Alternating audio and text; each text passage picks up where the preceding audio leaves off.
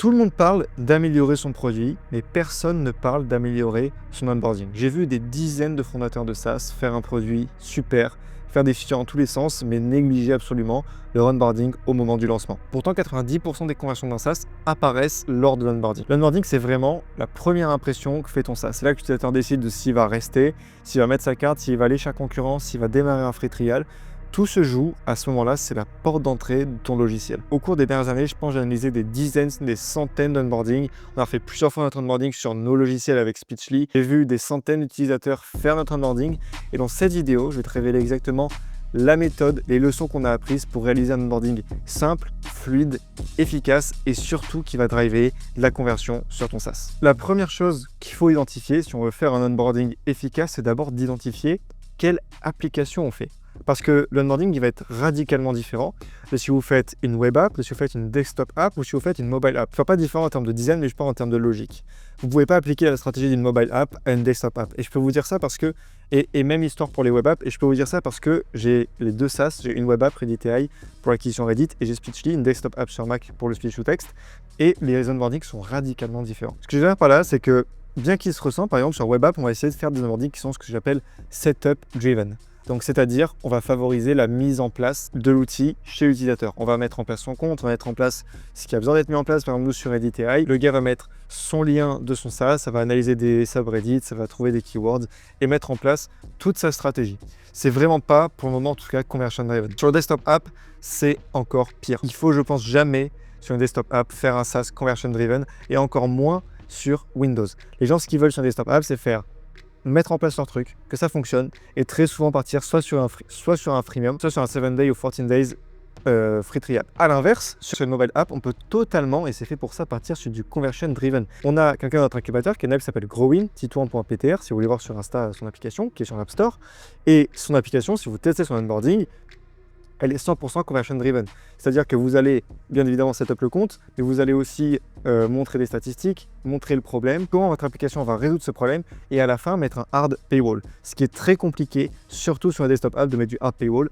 Et on va dire que ça peut s'accepter en web app, mais c'est quand même beaucoup plus compliqué et beaucoup moins accepté sur les mobile apps. C'est très important de faire ce travail parce qu'en fait, une petite erreur, le fait de mal choisir un setup sur un type d'onboarding, ça peut vous coûter des conversions et même vous coûter des utilisateurs. Donc le goal numéro 1, c'est de montrer aux users comment utiliser ton app. Et j'en parlais surtout chez Desktop App. Donc là, on va se concentrer sur desktop et mobile app. Sur les mobile apps, on peut mettre des éléments de conversion. Ok. Donc sur les desktop, comme je l'ai dit, c'est pas du tout le cas. Donc sur les mobile apps, il faut ajouter un élément de conversion. Et ce qu'il faut faire en fait, c'est montrer le problème, montrer le résultat grâce à votre SaaS. Sur les mobile apps et sur les web apps, c'est à peu près la même chose. Vous pouvez suivre cette stratégie sur les web apps et mobile apps. Et donc, il faut montrer le résultat que les gens ont pu avoir grâce à votre SaaS, avoir des testimonials pour montrer de la preuve et mettre un paywall, free trial, special offer. Il ne faut pas partir sur un onboarding drivé sur la conversion sur un aspect technique. Il faut que vous montriez le problème, vous montriez l'océan et que vous leur vendez le bateau. Il faut que vous leur montriez l'océan et que vous leur vendez le bateau en fait. Il faut leur montrer le problème et votre SaaS, c'est la solution. Il n'y a que comme ça que ça convertit. Donc, avec tout ça, vous pouvez ajouter un paywall, un free trial, un special offer. Ça dépend vraiment de votre pricing. On pourra faire une vidéo là-dessus. On parle de pricing, mais c'est souvent la trame qui se passe pour des mobile apps. Maintenant, pour des desktop apps, par exemple, si je vous prends notre SaaS Reddit AI, nous, ce qu'on fait, c'est que l'onboarding, il est très configuratif. On va faire configurer l'utilisateur. Et on va plutôt préférer, pour ce qui est des éléments de conversion, les mettre au début de l'onboarding.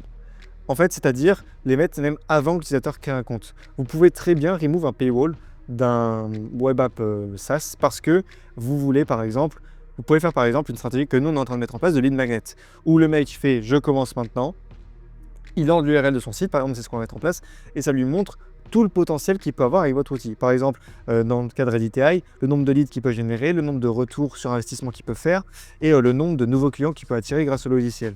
Et après ça, vous leur mettez un paywall. Ça marche. Mais mettre le mix des deux, un élément de conversion et un onboarding classique dans une web app, c'est très compliqué, je ne recommande pas du tout. Et pour les desktop apps, c'est vraiment la même chose. Je marque une petite pause dans la vidéo. Si jamais tu as un SaaS ou que tu es en train d'en créer un, tu peux regarder le lien en bio avec mon associé et moi-même, on peut vous aider à lancer votre SaaS ou à le faire péter. Donc si ça t'intéresse, tu peux les voir en bio. Ça, c'est un peu la trame qu'il faut suivre, je pense, pour faire un onboarding clair. C'est pas compliqué à faire. L'onboarding doit être le plus simple possible pour vos utilisateurs. Ça doit vraiment pas être compliqué et vous devez aller straight to the point, surtout sur les desktops et web apps. parce que sur les mobile apps, vous pouvez vous permettre de montrer plus de marketing, etc. Mais de manière générale, il faut que ça ait une ligne de guidage et vous amenez en fait l'utilisateur du point A au point Z en toute simplicité avec votre onboarding. Donc tout ça, c'est la trame qu'il faut suivre. Maintenant, il n'y a que les chiffres qui ne mentent pas. La seule vérité, c'est les chiffres. Donc il faut absolument tout traquer de bout en bout. Il y a des super outils comme Mixpanel qui permettent de traquer les onboardings et c'est nous ce qu'on a fait. Si je vous montre ici, c'est l'onboarding de Speechly qu'on a changé il y a 2 semaines. On voit par exemple qu'on a un overall à 65,63% qui montre que les gens complètent leur onboarding. Et qu'est-ce que ça peut vous permettre de faire? C'est de voir les étapes qui sont des bottlenecks. Par exemple, là, on voit qu'on a 128 personnes sur les dernières semaines qui ont commencé l'onboarding et qu'il y a eu un drop sur la partie 7 à 8, qui est la partie où on montre la touche FN. Donc peut-être soit il y a un bug dans l'application, soit les gens ne comprennent pas, soit c'est trop compliqué. Et donc là, on voit que quand même cet onboarding il est assez efficace, on a 65% d'overall completion. Donc, de manière générale, vous devez aimer pour un taux entre 60 et 80% de complétion, même 90% ça peut arriver. Nous, on est encore en train de l'améliorer. Mais en tout cas, il faut que vous ayez ce type de résultat et que vous identifiez au maximum le pattern qui fonctionne. Vous devez aussi évidemment faire du A/B test. Nous, on a fait, je pense, des dizaines de fois notre onboarding.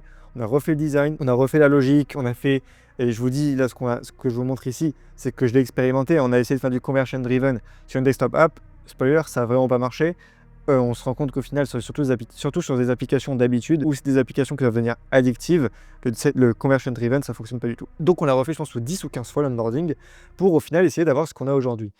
Maintenant, il faut vraiment que vous testiez de bout en bout votre onboarding parce qu'un onboarding mal fait, vous perdez ultra facilement votre utilisateur. Sur votre onboarding, s'il y a un bug dans l'onboarding, s'il y a une chose qui est mal expliquée, vous pouvez perdre facile 80% de vos conversions.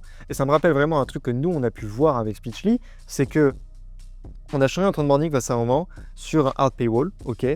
Et au final, on s'est rendu compte que tous nos clients, on avait, je pense, entre 20 et 30 clients par semaine avec Speechly, clients payants. Et d'un coup, on a drop à genre peut-être 3. Et du jour au lendemain, qu'on a remis ce truc setup driven, on est remonté à 30, 40 clients par semaine. Et ça, c'est réellement la sensibilité d'un onboarding. C'est très, très sensible. Il ne faut pas s'amuser à sortir, je pense, des clous, des conventions dans tous les types d'applications et il faut s'y coller, vous n'avez pas le choix. Donc voilà, j'espère que la vidéo vous aura plu. N'hésitez pas à vous abonner, à mettre un petit like et à me dire ce que vous en pensez en commentaire. Comment vous avez pu faire votre onboarding sur votre application, si ça a fonctionné ou pas. Voilà les gars, sur ce, je vous dis à la prochaine. Ciao.